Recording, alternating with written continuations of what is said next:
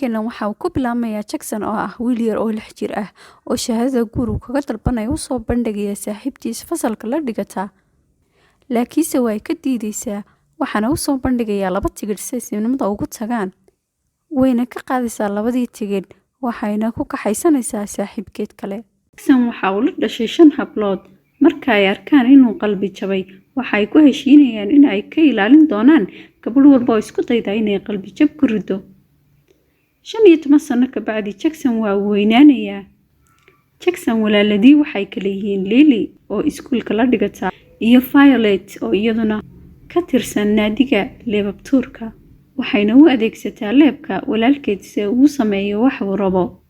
Iyo Heaven oo ah gabadha karad ah badanaana kala socota Jackson kamaradaha iskuulka. Iyo Melody oo ka ah macallimad iskuulka uu dhigto Jackson. Iyo Sarah oo ah gabadha ugu weyn wajigeeduna uu yahay cabsi.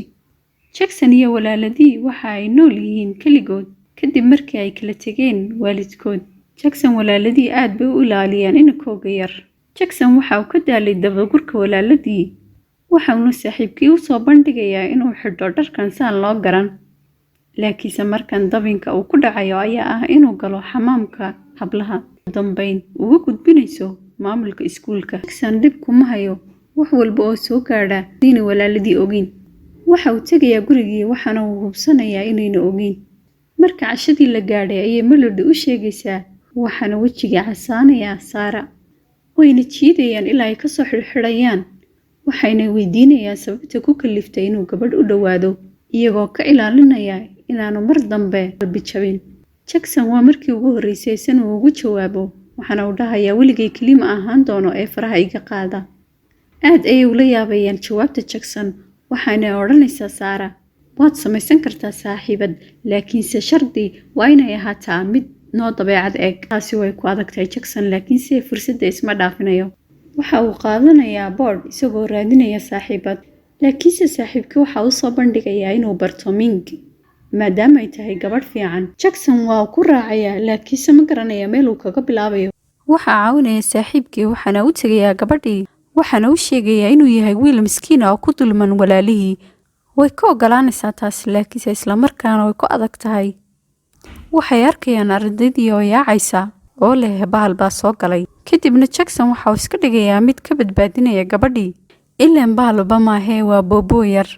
Xataa booboogi Jackson waxa uu ka tuurayaa kaabadii ilaa iyo dhakhtar loo dhigayaba. Kadib Jackson waxa uu sheegaysaa inay noqon doonto saaxiibadiis iyadoo u naxariisanaysa. Kadib walaalihii ayaa u imanaya waxaana ay ku dhibayaan sababta uu naftiisa u ilaashan waayay. Ming waa xanaaqaysa waxayna odhanaysaa joojiya. Deetana waxa uu sheegaysaa inay tahay gacalisadiisa. Kadib way weydiinayaan inay run tahay laakiinse uma jawaabayo. Waxaana uu isla markii arkayaa Sarah waxaana uu degdeg ugu jawaabayaa inay tahay gacalisadiisa. Wayna soo xidhayaan iyagoo ku leh sideed hal maalin gudaheed gabadh saaxiibad uga dhigan kartaa. Waxaana uu sheegayaa inuu jeclaaday markii ugu horeysay oo arkayba. Waxaana ay go'aansanayaan inay Ming u tagaan si ay u soo tijaabiyaan inay munaasab ku tahay in kale. Kadib Violet waxay isku dayaysaa inay leebkii ku tuurto Ming. Jackson waxa uu iskaga dhigayaa leebkii Ming. Marka ay ku guuleysan weydo Violet arrinkaas, waxay isku dayaysaa Lily inay wiilashii iskuulka oo dhan ku soo jeediso Ming si ay uga fogeyso walaalkeed. Jackson waxa uu isku dayayaa inuu kala cararo wiilashii iskuulka Ming. Laakiinse Violet weli leebkeedu way ku tuuraysaa Ming ilaa ay markan ku dhufato bombo.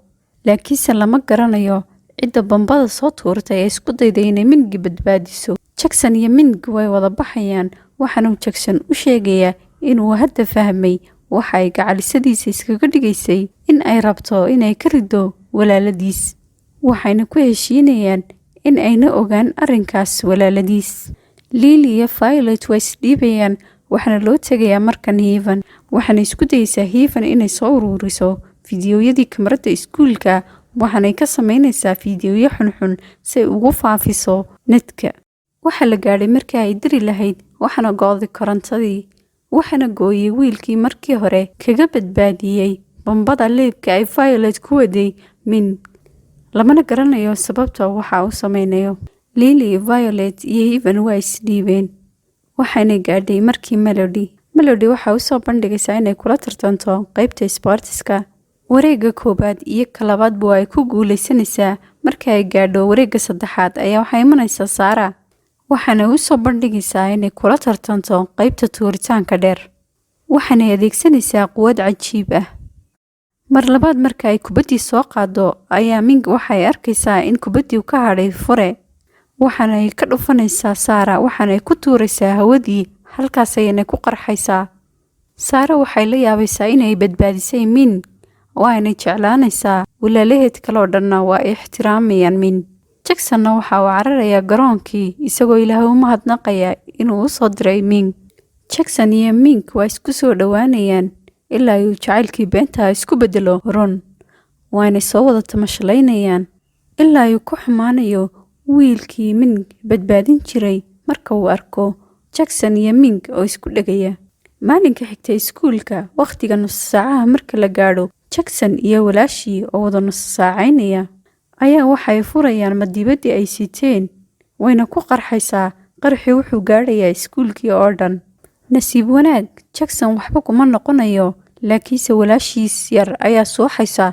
Kadib Ming waxay arkaysaa si ay isku jecel yihiin, dib bayna u guranaysaa. Jacksonna waa uu ka daba cararayaa, waxaana uu weydiinayaa waxa helay, umana jawaabayso. Kadib Ming waxay ka fikiraysaa inay iyadu sabab u tahay dhibaatooyinka ku dhaca marka ay wada socdaan Jackson, sidaa daraaddeed ay ka baxdo dhexdooda. Habeenkan roob weyn ayaa da'aya ilaa TV-yada laga sheegayo. Jacksonna waxa uu xasuusanayaa inuu Ming iskuulka uga yimid iyadoo sugaysa intuu roobku dhammaanayo. Waxaana uu xasuusanayaa inay ka cabsato roobka, waxaana uu tegayaa iskuulkii si uu uga soo badbaadiyo. Waxaana uu ka soo badbaadinayaa tii rafaadsan. Kadib Jackson waxa uu ka codsanayaa Ming inay u soo noqoto, laakiinse waxa uu sheegaysaa inay ku fikiraysaba inay iskuulka ka bedelato. Aroornimadii, Jackson oo keligii fadhiya ayaa waxa gadaal kaga imanaya qof. Waxaana uu moodayaa Ming, waxaana uu ku dhegayaa isagoon eegin. Laakiinse waa wiilkii Ming daba socon jiray, waxaana uu ku dhejinayaa koronto si uu u suuxo, saas buuna ku afduubanayaa. Maalinka xigta iskuulka waxaa ka jirta xaflad. Mingna keligeed bay fadhidaa, halka walaalihiina ay ka warwarsan yihiin kana raadinayaan walaalkood.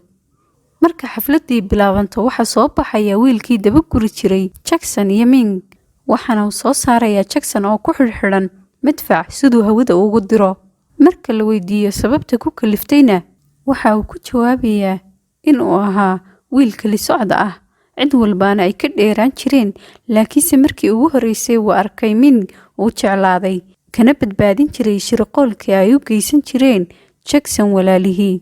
Laakiinse Ming ay jeclaatay Jackson, sidaa daraaddeedna uu uga aarsanayo Jackson maadaama uu farxaddii ka xaday. Walaalihii iyo asxaabtii waxay isku dayayaan inay madficii joojiyaan. Jacksonna intaanu hawada gelin waxa uu sheegayaa inuu Ming jecel yahay. Kadib saaruuqii waa uu duulayaa, halkaasuuna ku dhimanaya Jackson. Daqiiqado yar ka bacdi waxaanu arkaynaa Ming oo sida ubax si u soo saarto qabri, waxaana si kadisa u soo hor istaagaya Jackson oo dhaawacan. Waxaynu ogaanaynaa inaanu Jackson dhiman, qabriguna uu yahay Ming hooyadeed oo beri hore dhimatay. Kadib waxaynu arkaynaa Jackson walaalihii oon weli ka dhimin. Filimkeenuna halkaas ayuu ku dhammaanayaa. Fadlan ha ilaawin inaad subscribe garayso channelkeena, gambaleelkana furato si ay kuu soo gaadhaan fiidyo walba oo cusub.